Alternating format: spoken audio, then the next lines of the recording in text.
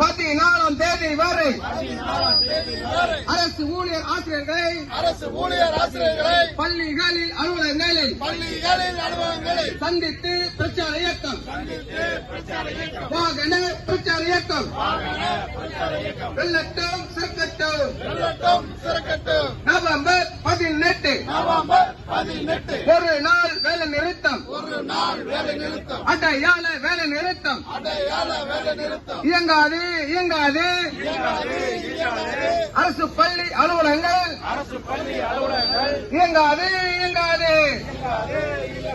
முதல்வரே